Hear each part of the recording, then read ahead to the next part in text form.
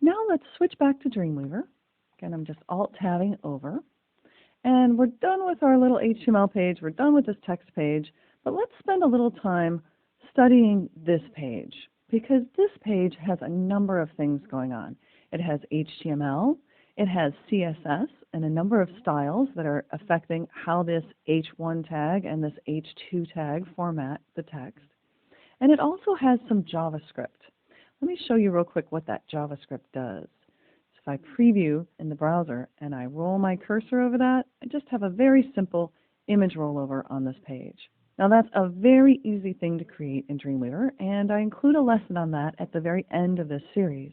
But I want you to see now the code that goes into making that work is not so simple. So if we use Split View to take a look at what's happening behind the scenes, let me click on this image right away so you can see. I've got an ahref, which we'll look at some more in a moment, means there's a link in here. And then I have on mouse out, on mouse over, swap image. Anytime you see code that looks like that, this kind of stuff right here, you're looking at JavaScript. This here is just a regular image tag. Now if we scroll up here to the very top of the page, I want you to see that there's a little more going on here than just that simple HTML tag we typed in our own file. That's again because HTML has evolved so much over the years. So this is just giving a lot more information to a web browser about what version of HTML is being used here and what kind of document this is. So here in the middle you see XHTML 1.0 transitional. That's actually telling you what kind of code is used on this page. The head tag is where you really want to start paying attention. As I mentioned, a number of things get stored in the head area of the page, such as metadata.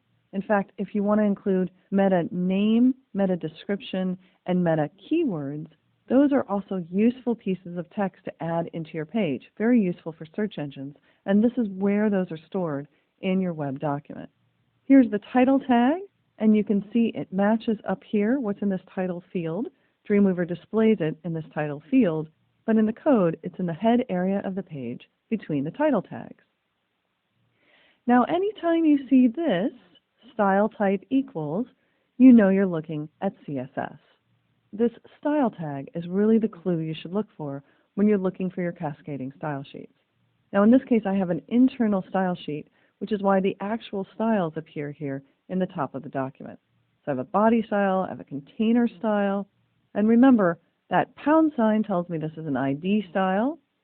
This shows me these are tag styles for the H1 and the H2 tags, and you can tell right away the first thing that appears is the name of the style. This is a tag style versus the ID styles we were just looking at, and then you see the style rule and all of the information that goes with that.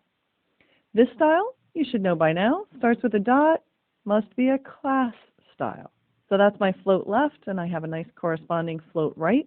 That's what's making this image appear on the right side of this page. So you see here, float right. And that means that somewhere corresponding with this image, there must be, here it is, a class style equals float right. So that tells me the class is float right. Now this also has an ID style, fishy, and the image source tells me the image name itself. So if I'm trying to figure out what's the name of this image or where is this in the code, you can see that's the image name itself. And then what have we typed in every time we insert an image in Dreamweaver? That's right, alt text or alternative text. So fish jump into computer, you can see down here in the alt text field, this is the alternative text behind the image. And all of that is included inside that image source tag. Now there are just two other things I want to point out on this page. If I click here on formatting, you can see this is formatted with the strong tag. Remember, strong makes things bold, at least in most browser displays.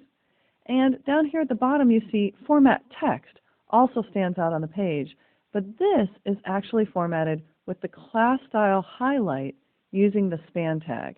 So you can start to get used to noticing if something's just a plain old HTML tag like strong. And remember, not only will that show up in split view here, but you always have this tag selector down here at the bottom where you can remove and edit tags. So if I right click and choose remove tag, that strong will disappear. Similarly, I can right-click on Span Highlight, I can change the class, or I can use this little gadget, the Quick Tag Editor. This can be really handy for pulling up something to quickly select and edit options. So just choose the Quick Tag Editor. There we go. The first time that didn't open properly. Sometimes you have to click on things twice. When you right-click or command-click on the Quick Tag Editor, you should not only get the styling options of the class style, but actually get a window where you can edit the tag itself. And if I make changes in this window, they will have the same impact as if I make them up here in Code View. You're literally editing the code in that window. So it's just a shortcut that gives you another place to edit things. While we're looking at shortcuts, I'll put my cursor in here and wait for a moment, and sure enough, that little magical wheel shows up. If you've noticed this before and wondered what it was, this is new in Dreamweaver CS4. It's called the Code Navigator. And when I click on it, you'll see that I get quite a bit of handy information about what I'm looking at and how it appears on this page. So my format text is formatted with the class style highlight. And not only can I see that, I can actually see the style definition for highlight when I run my cursor over it. I can also tell that it's inside a div tag styled with the ID container, and I can see the definition for that. And if I decide that I want to edit one of those things in the code, all I have to do is click on it here, and Dreamweaver takes me right to it in the corresponding code. And even if this CSS style were in an external style sheet, Dreamweaver would open that style sheet and bring me to it there.